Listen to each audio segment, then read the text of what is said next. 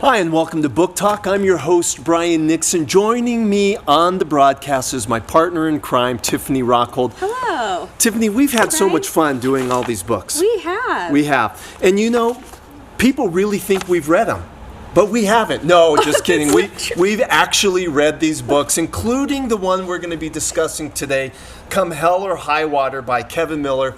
Tiffany's going to give you a little bit more about that in a moment. But first, we want to thank, as always, our sponsors.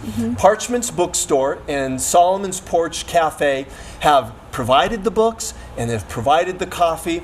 And some of you last week actually joined a quiz, which Tiffany's going to share with you who the winner is in a moment. But before we get to that, we want to remind you that this isn't an interactive endeavor. We want people to type in questions to either myself, Tiffany, or Kevin, because Kevin's going to be joining us live here in a moment. And if you have a question about the book or one of the principles that's shared in this, we would love to hear from you. You could go to Instagram, Facebook, or the Calvary Live website.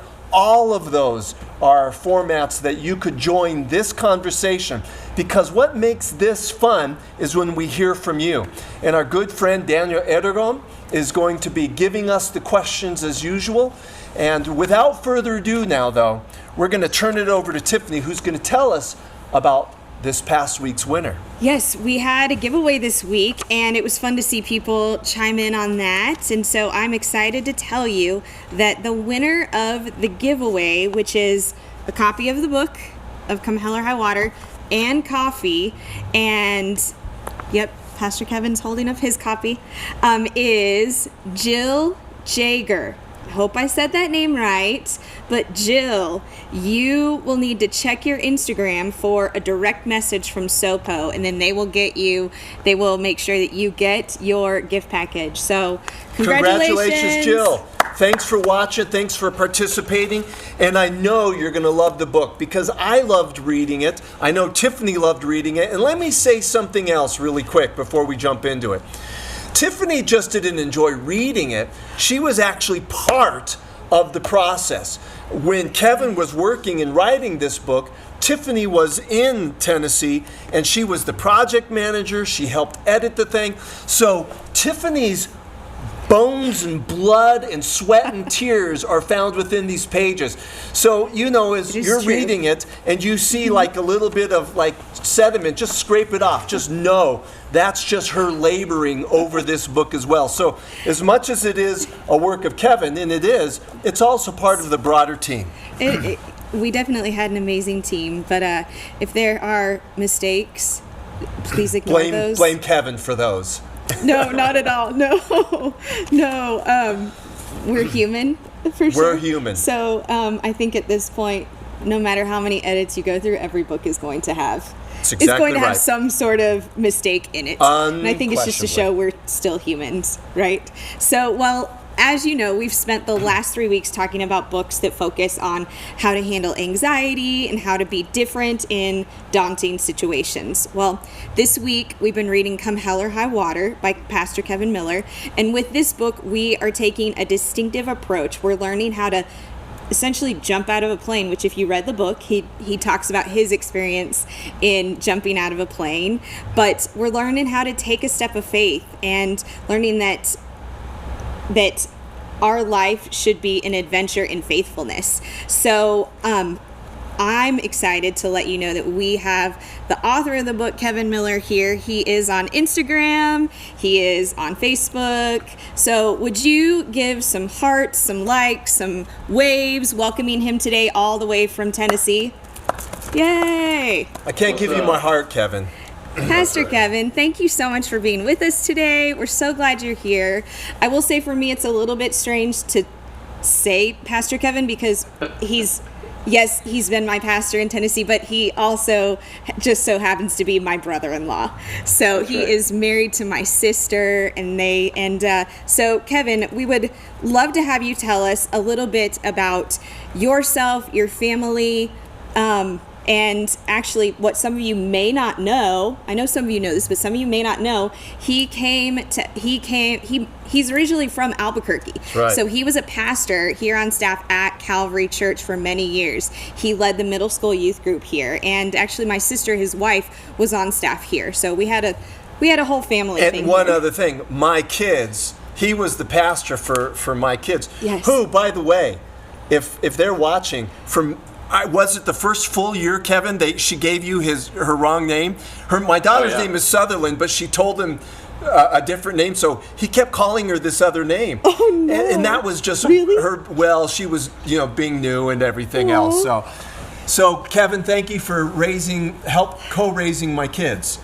I love it. Well, it was an honor and even a lot of fun. At this filming, he has some of his past students are here who are now on staff here. So Kevin, I'd love to have you give a little intro to yourself. Yeah, sure. So I grew up in Albuquerque, New Mexico, met my wife there, and at the time when I met her, I was on staff, I think I was 18, I was on staff at a summer camp that we used to go to. I used to take, eventually, in fact, I would take all of our middle school students there, but I worked on staff there, met Jen there. We got married about a year and a half later, and Pastor Neil Ortiz from Calvary did our wedding. He did. So that was 2003. I went to school of ministry there at Calvary, and then I was hired as a middle school youth pastor in 2004 when I was 20. And I always tell Pastor Skip to this day, thank you for taking a risk on me, because I often wondered, how did I get this job? This is mind-blowing that I get to do this. I really believed when I took the job as the middle school youth pastor, I just believe I had arrived. There was no greater job that I could imagine. I remember telling the middle school students, this isn't a stepping stone to something else. As far as I know, I'm going to be like a 75-year-old middle school youth pastor one day. So, and of course, God had different plans. Church planting was never in my mind. I didn't really even honestly know how churches got started. And so then about 2 or 3 years into my time there on staff at Calvary as a youth pastor,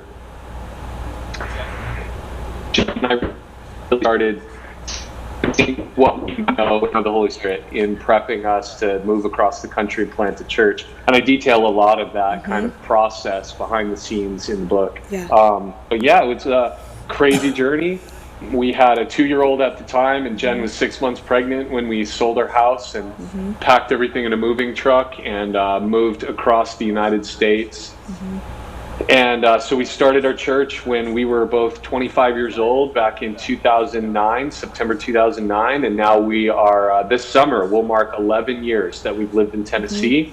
We now have 2 more kids. So we have a total of 5 of us living here.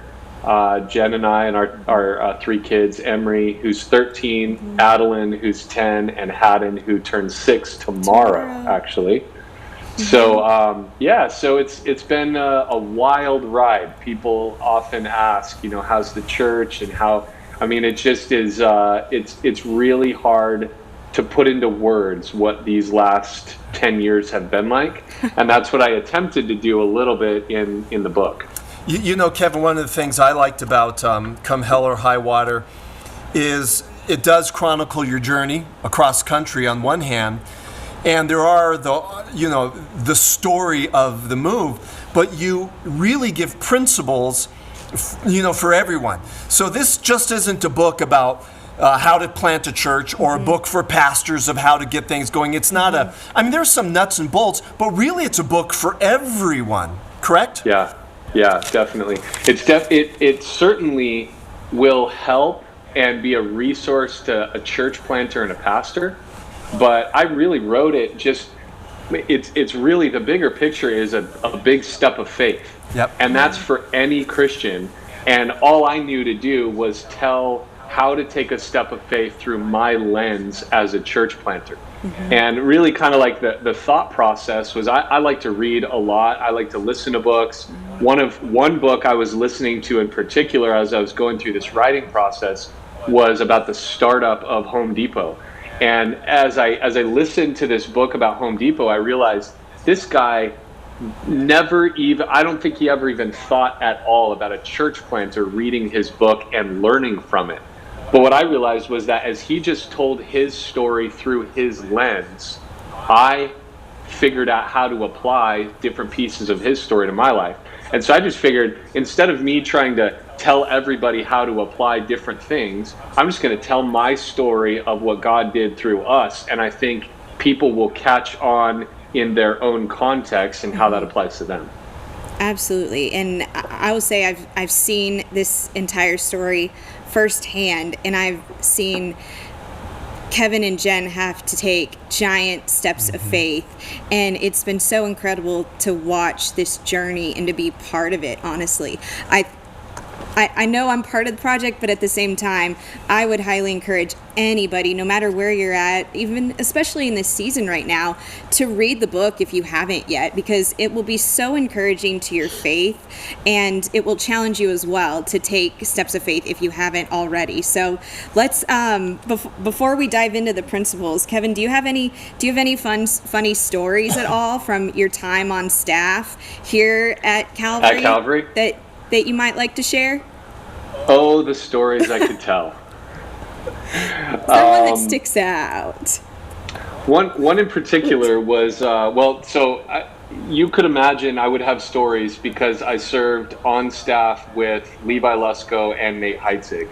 So yes. You could imagine the combination of Levi, Nate, and Kevin. We could fill the whole hour if that's what you would like to do with stories. I'll just share one. We were gearing up for an event years ago, probably 15 years ago, and Levi had bought a haze machine, a smoke machine, for whatever the event was.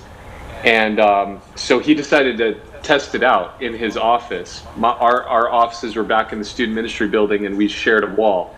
So I was in the middle of a really intense biblical counseling with somebody who's going through something really hard in their life. And as I'm sitting across the desk with this guy, haze starts coming in through the vents of my office. And at first I thought the building's on fire. And then I realized pretty quick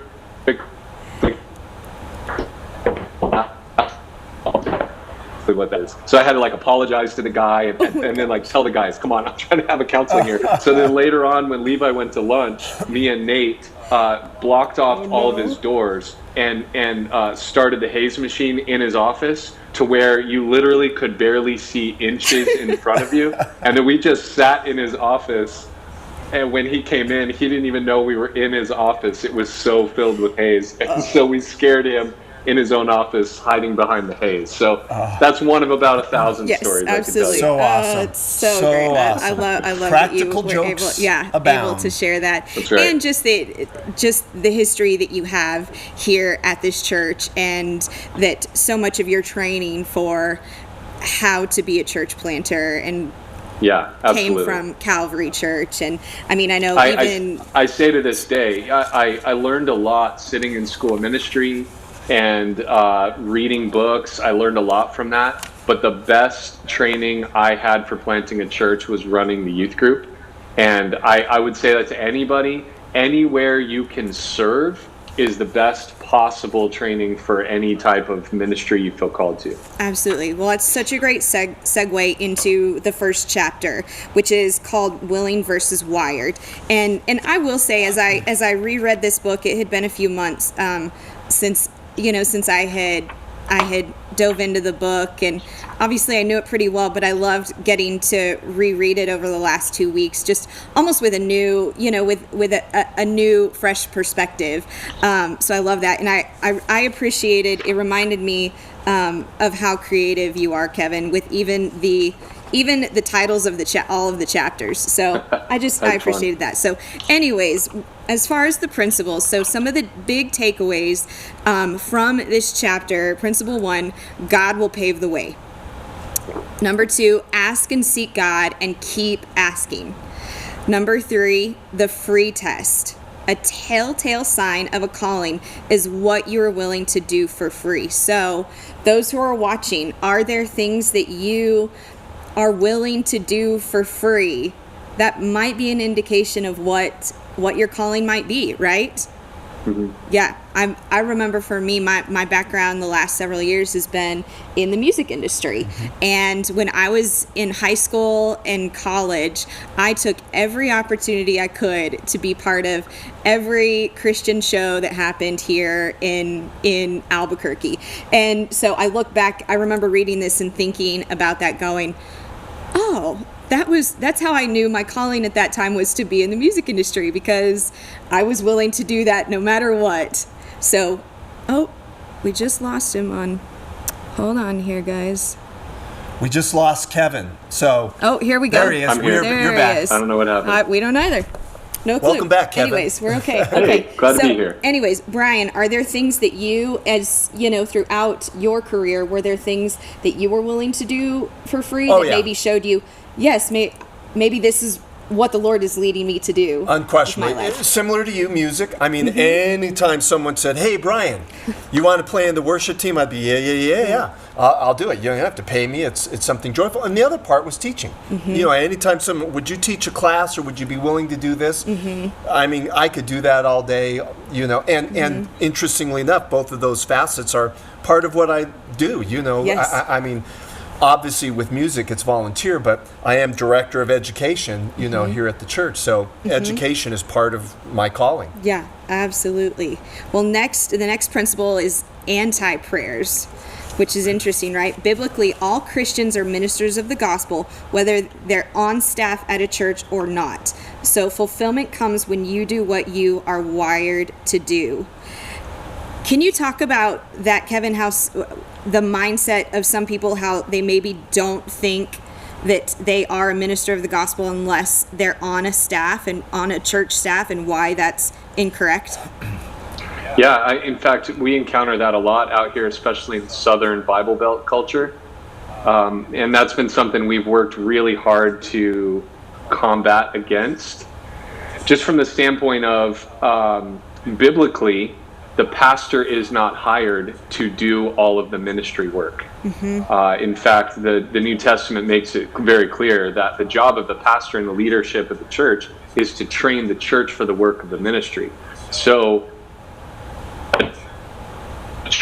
grow as much as large as the weight of its leadership shoulders can carry. Mm-hmm. So Calvary is a phenomenal example of a pastor and leadership team that does an amazing job at training thousands and thousands of people to do the work of the ministry.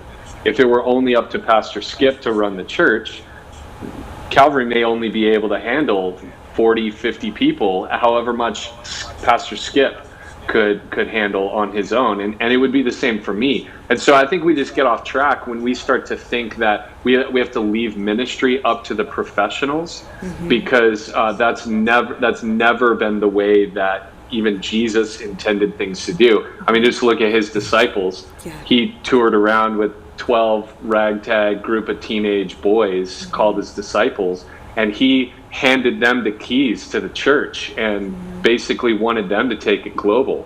And so it's a pretty big calling that we have, and we miss out when we think we have to leave everything up to the professionals. That's so good. So good. And so true. Yeah. I mean, he's spot on. Yeah.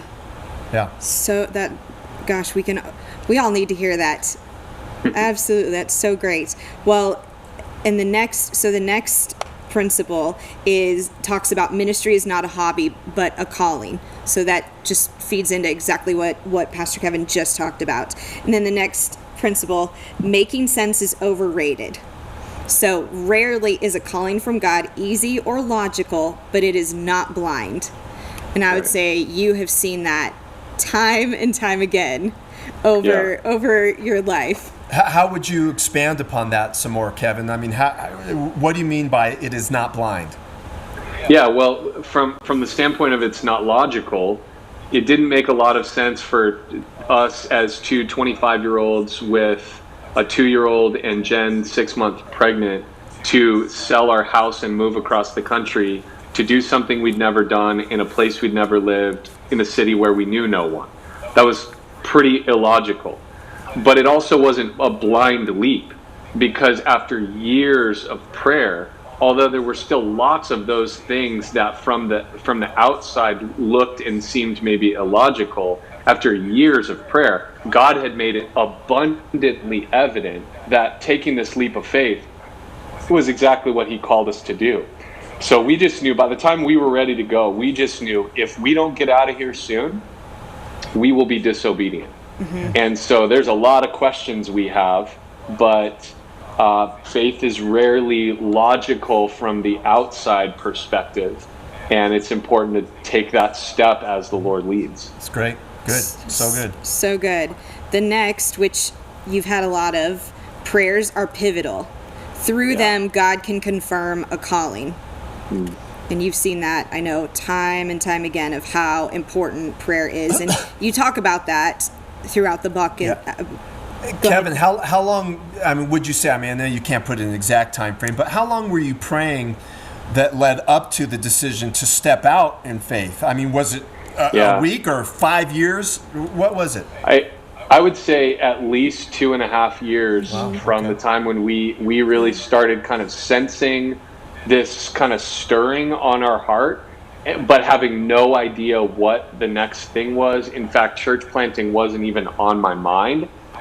Jen and I, after talking for a while, we just were like, man, we love leading the middle schoolers. We love Albuquerque. We love our friends and our family, but we just feel like there's something new on the horizon. And so as we just started praying, what we've realized is that as we're praying, this is a whole other topic of conversation, but prayer prepares us for the answer. And so as we began praying, God began lining things up and putting people in our lives, and there were visions and dreams, and led to trips, researching, and eventually to Clarksville.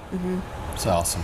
Which that goes into chapter 2, Operation Location Determination, and that is all about how you decided to pick Clarksville, Tennessee, which was a place you had never been to at all. And one thing that I remember was really interesting during that time from a personal standpoint was that I was already in Tennessee, and I was working there. I had been there for a couple of years, and honestly had thought I would be the lone family member there eventually. And just how the Lord saw fit to even bring Kevin and Jen out to Tennessee was so incredible, and just something neither of us ever thought or expected at all. And I remember all of the prayers and all of the trips that took place during that time, and you and Jen just wrestling, and how God led so specifically. So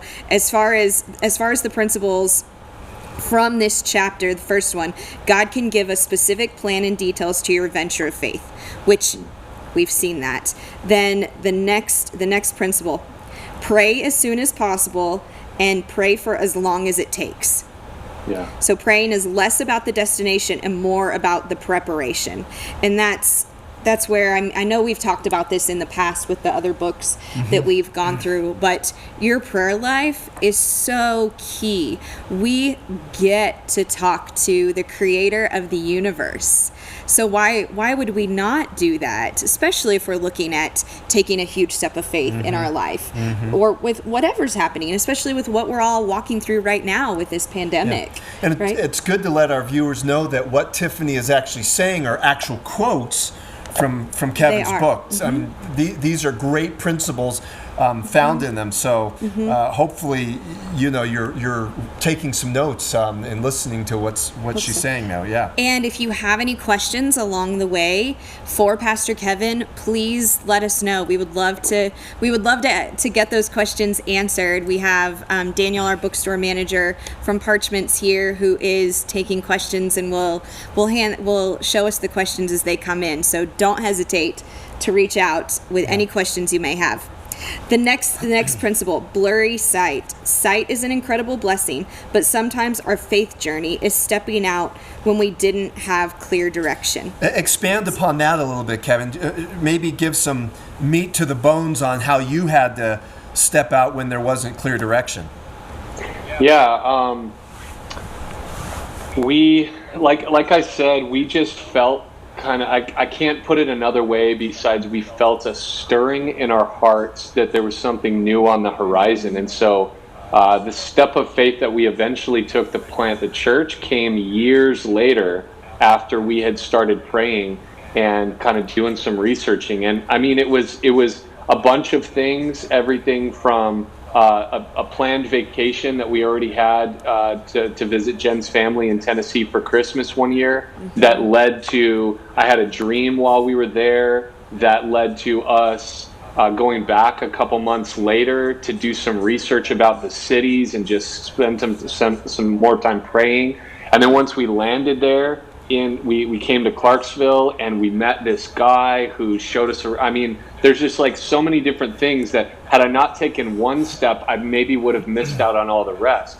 But I took that one step. It kind of reminds me of Psalm 119, 105, that God's word is a lamp to our feet and a light to our path. So it's rarely like the halogen light that shines 15 years into the future like we would like it to.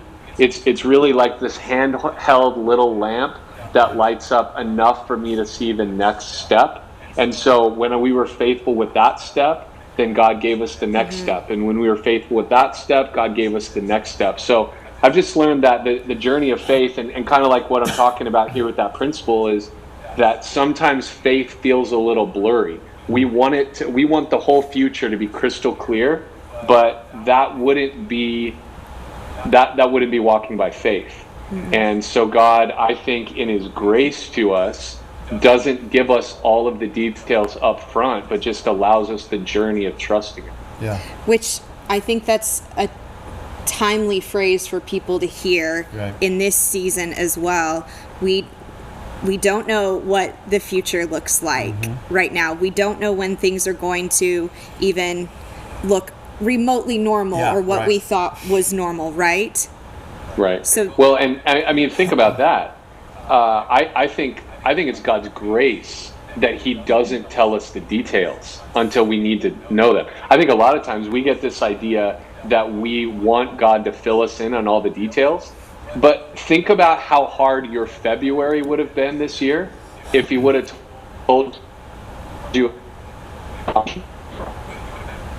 You would have been paralyzed in February knowing that a pandemic was coming, but because he doesn't share all those future details, he lets us just trust him in the moment. And so as we're just faithful in those moments and with those small steps, we eventually look back like we are 11 years ago, we moved to Clarksville to plant a church, and look what God's done. Gosh. So cool. It's true. So good. It's true. So I hope you picked up on that. God doesn't give us all of the details for a purpose. And it's okay that we don't know all of the details. It's okay that we don't know what the future is going to look like, because ultimately he holds the future and his plans are for good. And if you're just joining us, because we're about halfway mark, we are talking with Pastor Kevin Miller, the author of Come Hell or High Water.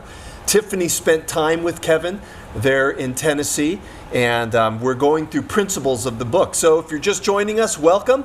But if you've been with us since the beginning, you could always email us some questions, either on Facebook, on our Calvary Live homepage, and you could join us on Instagram as well. But this has been great conversation, so let's keep going with it.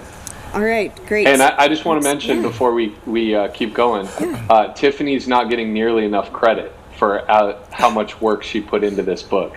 So Brian, you know better than anybody all of the teamwork that takes to get a book out. And I oversaw like the creative look of the book, and I wrote it obviously, but Tiffany did all of the mind-bending headache work behind the scenes that I wouldn't have a book if it weren't for Tiffany. So thank you, Tiff, for all your work. There you go, Tiffany. I said, don't get emotional on this, and that could get me a little bit emotional. Thank you. Well, you're all right. It was such an honor, one of the highest honors, honestly, of my life, to get to be part of putting this together, because like I said, I saw this firsthand. So you weren't just asking somebody who didn't know the background. You asked somebody who saw the whole thing, you know, and I knew that this story needed to be told because we knew how it was going to impact so many lives. And even now, you've been able to give this book to so many church planters. I mean, it's been incredible that just how much of a resource that this book has become. So, one of the greatest privileges. It is. And one of the major reasons why books are so important is because they outlive the person. You know, when Kevin, you and myself are gone, or any book we've worked on, we're gone, we're with the Lord, but the books and the ideas there are left behind, and people can continue to glean from them. Countless commentaries and pastors' books from yesteryear that we still read and glean from. Absolutely. I believe this one is going to do that too, and because there aren't a lot of books out there specifically for church planters, and so if there is somebody that you know who maybe has planted a church or who is a church planter or has the idea, this is the book to get them if they don't have it. So we'll tell you how to get a hold of copies of that again later, and how to connect with Pastor Kevin. But going back to this chapter and the principles, so much of what you said actually just covers so many of the principles in chapter 2. So I'm going to go ahead and move forward to chapter 3. And again, we said we're not going to hit on all the principles. No. Because we want you to read the book. Yes. We don't want to digest it for you. This isn't Reader's Digest, people. This is get the book and read it for yourself. Exactly. So definitely tell pick him, it Brian. up. Yeah. So chapter 3 is called Smoke Signals. And the first principle says the fuel behind our steps of faith is supremely important. So, Kevin, can you expound a little bit on that and talk about what was fueling you at that time as far as stepping out and planting a church? Yeah. I think the passion that God puts in your heart is, you know, there's a reason that God has built us the way that He has.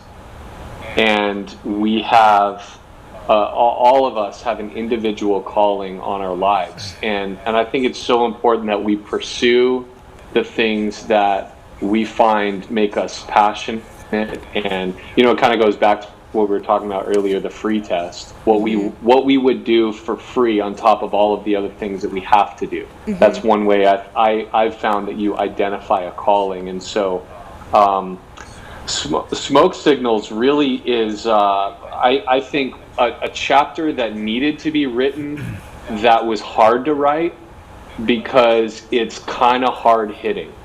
And you mentioned, Tiff, that there aren't a lot of books for church planters, and that's true, and that was kind of some of the heart behind why I was writing this. But I think one of the most concerning things that's kind of unfortunately a trend that I see sometimes with church planters is that they, in this like youthful naivete, they launch out thinking they have figured out the best way to do church, and they burn all their bridges in this like that. And that was kind of the thought behind Smoke Signals. It's almost like burning our bridges. We are sending signals to our past leaders that we don't need them, and we don't want to do church that way anymore. And then we inadvertently think that we can do it all on our own. And so Smoke Signals, really the chapter was more about like let's leave with honor, even if, you know, and this goes for church planters or anybody else taking any step of faith. Don't burn your bridges. In fact, what I found about church planting in particular is that I needed Pastor Skip and my ministry team and leaders more in Tennessee than I did when I lived in Albuquerque with them. I spent more time on the phone crying and talking to them while I was in Tennessee than I ever had when I was with them in Albuquerque. And so I just think it's an unfortunate trend that I see. And I wanted to kind of, if I could help write a chapter that would change somebody's mind in the way that they left and help them leave with honor, even from a bad situation, because I know I left in probably the most ideal way. Pastor Skip and the church behind me, and very excited. But I know there are people who leave from very bad circumstances, but you don't have to leave in a dishonorable way. No. One of the principles I like about this, Kevin, is principle 6 on our sheet here, which is we are better together. None of us will reach our full potential or get to where God has called us on our own. And that's kind of what you're saying, the church supporting you, sending you out, and then you building up the body of Christ there in Tennessee. And it's really that, the body. We're a living organism. Yeah. Yeah, I mean, I've said it for years, but I stand on the shoulders of those who have gone before me here in Clarksville. I'm not the first one to plant a church. I won't be the last one. I'm not the best one. We don't compare ourselves. I'm here because somebody else years and decades before me did a lot of the hard plowing that has allowed us to see so much of the harvest. I also stand on Pastor Skip's shoulders, who trained me up in ministry. He stands on Pastor Chuck's shoulders, who trained him up in ministry. And so, we're all better together. We need each other. Absolutely. And that's a result of one of your other principles from the book, which you speak to, is finishing well. Making certain that when it is time for you to leave, whether it's a job or moving to a new place, that you do finish well at that place. That's so key.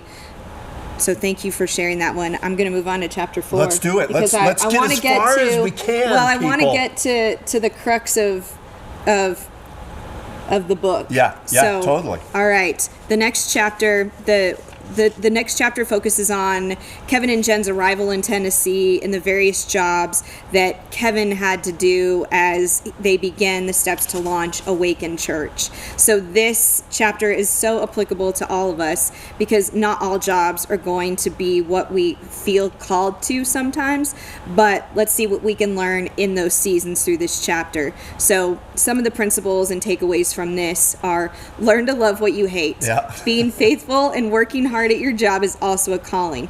Crush it at work just like you'd crush it if Jesus was right there, because he is. So Kevin, you had to do a myriad of jobs for a long time. You were a bus driver, you were mopping floors, so many different things. So can you just sum up a little bit about that chapter?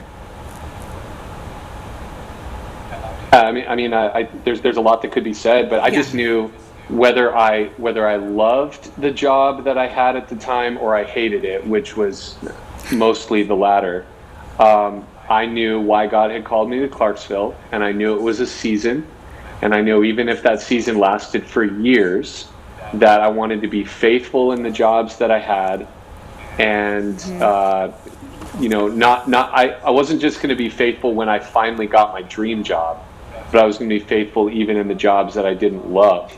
And so, from the midnight shift as a janitor on the Army post here to driving rowdy middle schoolers and high schoolers around in a school bus, working at a coffee shop. I started my own graphic design business. There were times where I was working 3 jobs on top of planting the church, and I learned a lot about it. And God used me in all of those different places, and there are still, every once in a while, I still, 11 years in now, run into a bus driver who knew me back in the day and asks about the church. So obviously there were some seeds planted even in those days. Absolutely. So the takeaway there is, if you believe the Lord's calling you to something different, to something new, it might not be the exact time to actually make that step. So be faithful with where God has called you right now, and be honoring to those who are in leadership over you wherever you're at. And remember who your provider is ultimately. Yeah. Then the next chapter is called Bye Bye Mike Wazowski, which all the parents out there will know who that is. And this chapter focuses on the beginning of Awaken Church meeting and beginning to form. Can you talk a little bit about that chapter? Yeah, so kind of, if you don't catch the reference of the chapter title, number 1, you're not a parent. And number 2, you obviously need to watch Monsters, Inc. But Mike Wazowski, if you don't know, is basically this like funny character from Monsters Inc. that's basically one eyeball. He is an eyeball with some scrawny little legs and hands. And I think that visual is unfortunately so accurate about so many churches and the body of Christ at large, meaning the focus is often on like one or two primary gifts of the Spirit, and we tend to leave out all the rest. And so this chapter really is about the beginning of the church and how we all need each other, and all of the differing ways that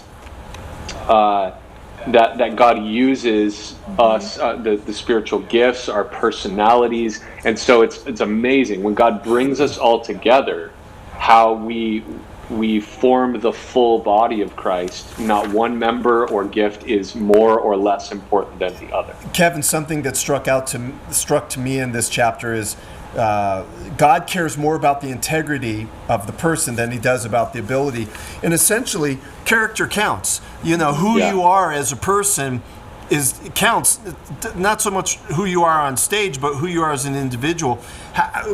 Give us some more insight on that. You know, God cares more about integrity than he does ability.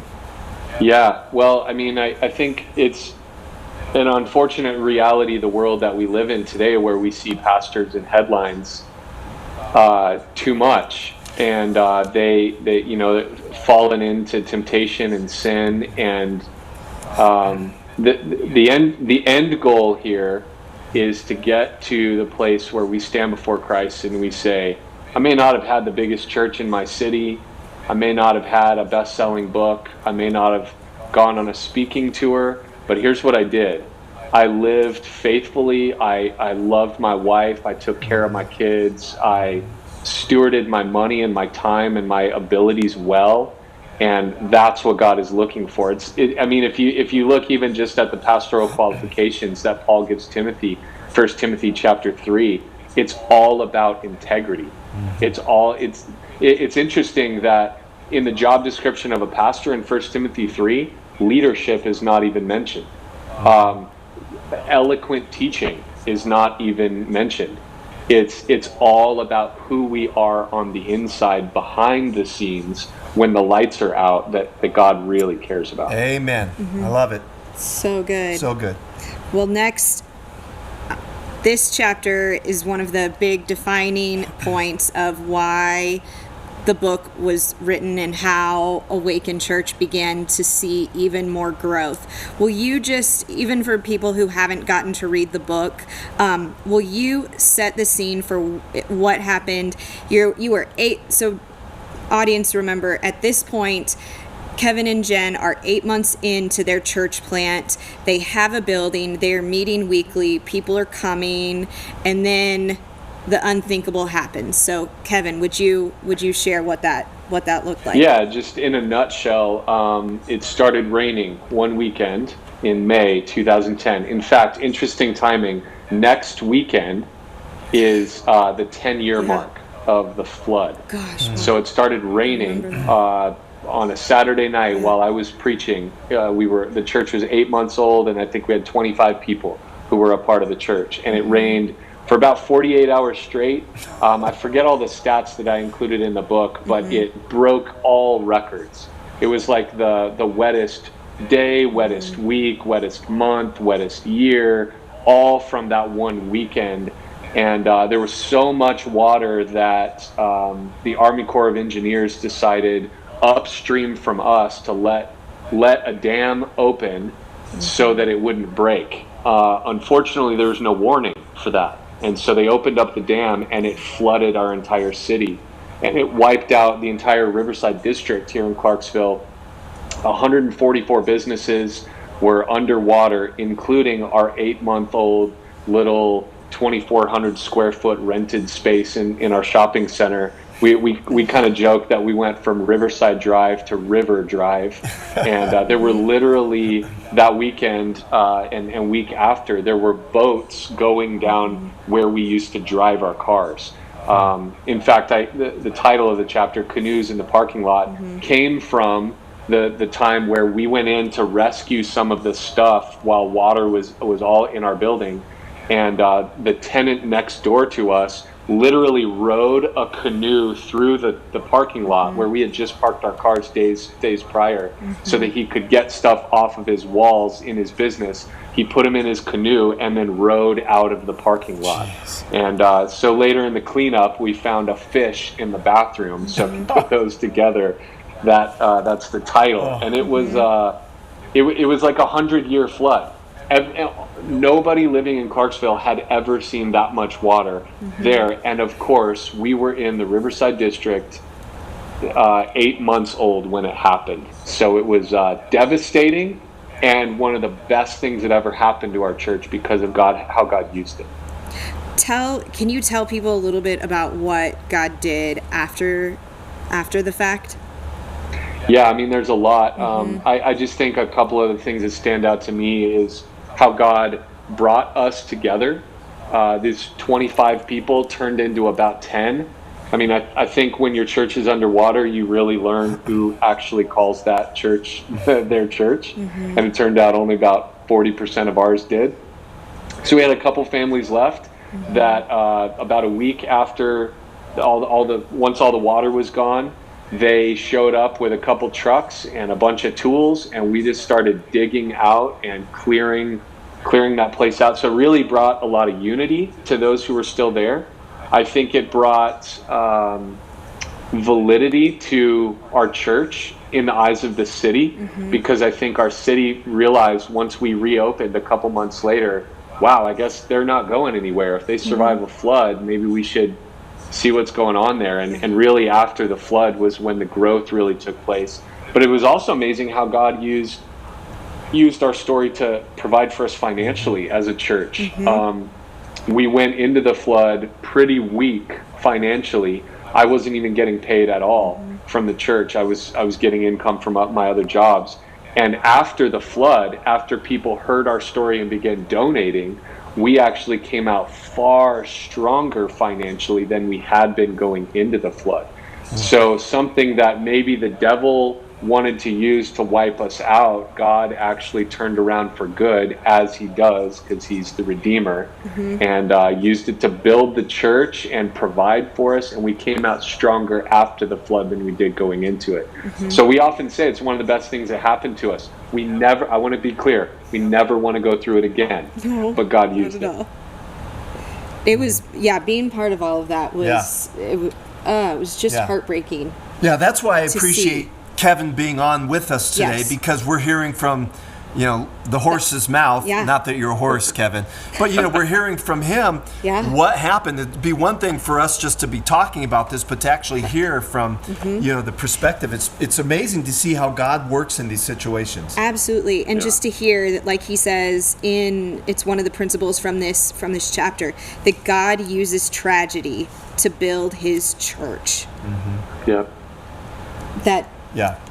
Gosh, it's true. I mean, how true is it in many of our lives? The Lord uses pain and suffering to teach us things that we would no otherwise be, available to hear. Absolutely. Well, and one of the other principles in that chapter, God uses our pain and loss to craft us into conduits of comfort in the lives of the people around us. Amen. And so Awaken Church got to do that in so many lives, even helping with the cleanup afterwards. And there were so many families that then ended up coming to Awaken Church as a result of that, who then got involved with the church.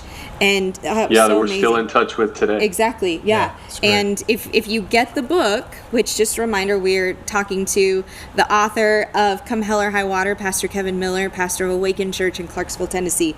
But if you get the book, there are pictures of the flood devastation, there are pictures of the canoe, and then to this day, now, Awaken has a marker of God's faithfulness around the building called the flood line that just shows the shows the area of water, of how high the water was. I don't know if you could see it, but there it is in the book. I was trying to show. Yeah. There it is.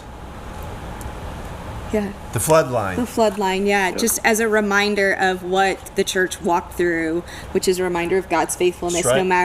no matter what we go through. And you emphasize this in the book as well. Storms will come. So we, as believers in Jesus, we need to be prepared for those. And as we've been talking the last several weeks, the way that we prepare for those storms is by being in God's Word every single day, by our prayer life with Him, by talking with Him daily, and having relationships with other believers who are going to walk alongside us. Yeah, so true. We have about 10 minutes left. We do, I know. So, Kevin, we're going to really put you on the spot now, my friend. Let's go. So, could you give us a thumbnail sketch of each of these chapters? So, starting with chapter 7, Spotlights and Stab Wounds. Ooh. That's a heavy one. Yeah. Yes, it is. It's very heavy. This came from... This is the chapter that I hear the most feedback about, because it's probably the most raw and real chapter in, not that the rest aren't, but this one's very raw. And it really just comes from the pain and the loneliness that we sometimes feel in a position of leadership. Mm-hmm. Brian, you're well aware of this as a pastor and spiritual leader, that as a leader, there will be lots of criticism. And it's something that we have to walk the line of not getting so used to it that we become jaded, but also not bending over backwards to try to make everybody happy, because that's a losing battle. And so it really just comes from the hard reality of life, and that we live in a painful, broken world, and not everybody's going to agree. And that's okay. Mm-hmm. And I think probably a big takeaway from that chapter is that different isn't always a bad thing. In fact, God built the church to be full of differing gifts and people. Mm-hmm. And lots of different churches reach lots of different people, and lots of different people within each local church reach lots of different people. And so, just being, I think really too, it comes from the reality of, like, let's be nice to each other. Yeah, yeah. There's no need to stab each other in the back. Right. If we're all on the same team, let's act like it. That's awesome. Absolutely. So if you want to know how to pray for your leaders and pastors, that's a good chapter to read. Mm-hmm. It's true. Yeah. All right. Chapter 8. 3 words that will change your life. What are those 3 words, Kevin? Prayerful, faithful, available. And in summary, if you've ever wondered, what is God's will for my life? My take on this is that if you will live a life that is prayerful, available to wherever God is leading, and faithful in whatever area you are in, you no longer have to find God's will. You will be directly within God's will, wherever you are, whatever you're doing. So good. So good. Chapter 39. Was that a good enough thumbnail sketch? Yes, that was great. That was a great. Yeah. That was a great thumbnail sketch. Yes. Man, awesome. Chapter 39. You didn't even write that chapter, but we're going to quiz you on it. Chapter 9. Okay, it's called 39 Degrees in the Pouring Rain. Just the synopsis.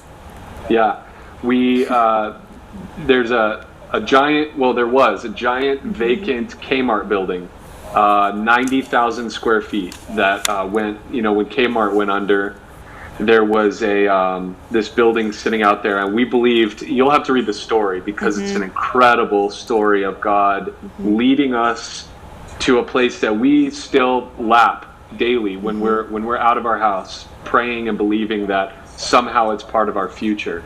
But we pitched the vision to our church that God was leading us to go there and pray around this giant vacant Kmart. And I prayed, I shared the vision with the church. Everybody was all excited.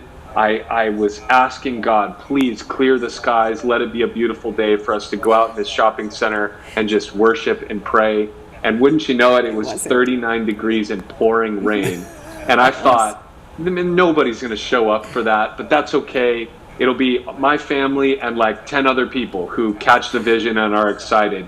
and like 300 people showed up in 39 degrees and pouring rain. Babies bundled up in strollers, people with gloves and parkas and beanies, and we got drenched and we prayed and we sang, and it's to this day one of the highlights of my life. And we marched around the building because we call it Jericho to this day. My kids will ask, "Hey, are we going by Jericho?" And we do. Yep. And in the book, you probably can't see it from the video, but on page 96, you see a picture of all these umbrellas and people standing in the pouring rain. It's a beautiful visual of the reality.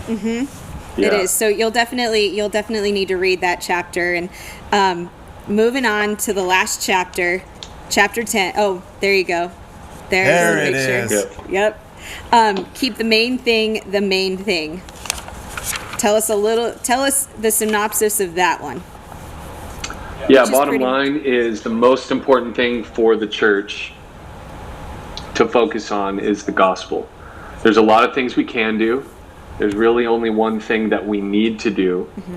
And that doesn't mean all of the other stuff is bad. It just means let's not get so distracted, because the world has lots of entertainment and lots of options as far as where to go and what to do and how to be entertained. And that, again, I'm not saying that the church can't be fun and entertaining, but if it's only fun and entertaining, then we've missed the whole point, because the church has something that all of the concerts and the amusement parks of the world could never offer, and that's the hope of the living gospel. And so keep the main thing is really just a cry for let's focus on the most important thing that we have to give to a lost and dying world. Which is keep going until every person knows Jesus, or you die trying, come hell or high water. The name of the book. And that's right. You definitely also, we don't have enough time to talk about it, but you need to read the epilogue, because it's pretty incredible how God connects people. And so definitely take a look at that and grab the book. So, well, in closing, gosh, thank you so much, Kevin, for being with us today. Thank you, Kevin. So grateful. So fun. Thank you guys so much for having me. This is great. So great. I forgot how much of a great book this is. Right, I know, right? I know. We haven't gotten to talk a ton about it in a while, and we had to for a long time last year. But so it's fun to revisit and to remember God's faithfulness. And so I hope that each person watching remembers God's faithfulness and remembers that we have a calling here on earth as believers. We have hope that people need so desperately right now. So get a copy of this book. Kevin, where can people connect with you? On social media, on Instagram and Twitter, at KevMill, KEVMILL, or on Facebook, Kevin Miller Social. You can find me there. Or my website's the easiest one, kevmill.com, and you can sign up for my blog and find links to my YouTube channel and social media and all that. kevmill.com. That's awesome. And how can we be praying for you and your church in this season? Yeah, I've just been asking for wisdom to know how to navigate this very weird season. There's no playbook for this, as every church knows going through this right now. So just wisdom to know what to do and what's best, and how to be prudent, how to not, we don't want to respond in fear, but in faith. So good. That's awesome. God bless you, Kevin. That's awesome. Thank you, Kevin. All right. Thank you so much for having me. All right. Well, and as we close, we only have about a minute, but our next book that we are going to be discussing next week is called The Jerusalem Assassin by Joel Rosenberg. So you can call Sopo or Parchments and get your next set of brew and book and be ready to discuss some prophecy. And just so you know, we're not going to tell you the ending. We're not going to give you a chapter by chapter breakdown, because that would kind of be like cheating. It's a novel. It's a novel. So instead, we're going to be focusing on some of the themes that Joel brings up in the book. and you're going to have to join us next week. And once again, Kevin, thanks so much for being with us. Tiffany, thanks for doing such a great job in hosting this one. Oh, thank you for the opportunity. Wasn't she amazing? She was just great. This was fun. It was fun getting to do this with my brother-in-law. So now I'm going to tell him, go say hi to my favorite kids in the world and my sister. So God bless you, and thank you for joining us on Book Talk, and we hope to see you next week. Absolutely. Take care.